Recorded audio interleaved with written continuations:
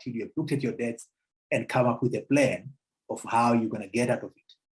Because this is how serious the Bible looks at debt.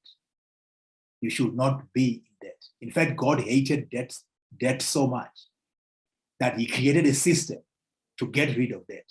I don't know that you have ever heard of that. I hope you're familiar with what is called the year of the Jubilee. So in Israel, in the Old Testament, they had the weekly Sabbath day on Saturday, and then they had what they called an annual Sabbath, where every 6 years they continue to do their normal work, and every 7th year they will take a break from plowing their field. So the field that they work on will take a break. It will have a Sabbath, and they used to call that the annual Sabbath, which is every 7 years. There is a Sabbath of the land and everything. Today we talk about people taking sabbatical leave, that is taking leave for a whole year and not work. Okay, and then after seven cycles of that. Okay, so after 49 years, so there is 7-year periods that pass, where every 7th year is a Sabbath. Every 7th year is a Sabbath. Now, after 7 cycles like that, the 50th year is, remember, 7 times 7 is 49. Now, the 50th year was called a Jubilee year.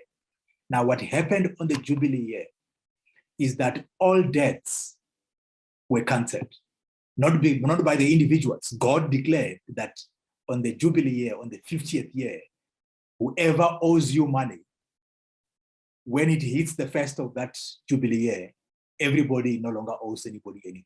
Everybody is clean, is free of debt. So God created a system to get rid of debt because he hates debt.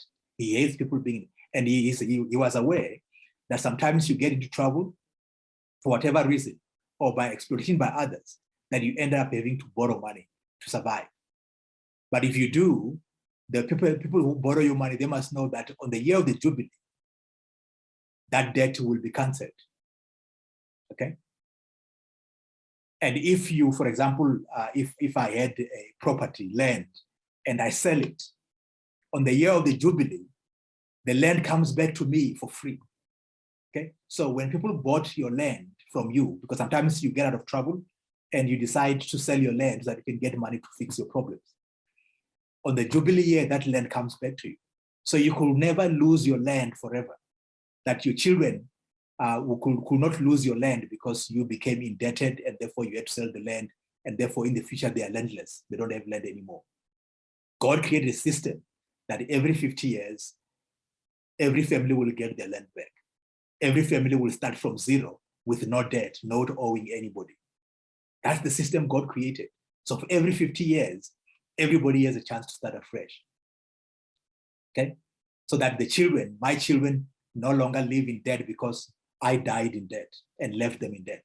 So if I die close to the 50 years, after 2 years, they will become free of any debt and they will get the land back, any property that I might have sold. So that's how God treated the issue of debt in the Old Testament.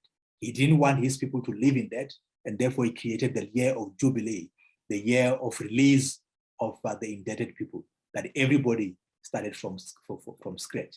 It's like when if you have played Monopoly, it's like you've been playing the game and while somebody has taken all the Monopoly properties on the game. And then God says, okay, after so many rounds, we start from scratch, we start a new game. Everybody starts with no property and you start from scratch. And that's what God did. And the principle for us is to say we should not get to there. Today, we don't have that model. We don't have that system, but we need to protect ourselves, therefore, from debt, because God has purpose that we should never be indebting ourselves in that way. Okay, because debt, in fact, some of you might have heard me say this before. Debt is a dishonest practice. Okay, so if you come to me and say, please borrow me 1,000 rand, I'll pay you on Monday. Monday is the 31st. I'll pay you on Monday the 31st when I get paid. Okay. Now, if I give you 1,000 rand on the basis of what you told me, you are being dishonest to me because you don't know whether you'll be alive on Monday to pay me 1,000 rand back. You don't know that.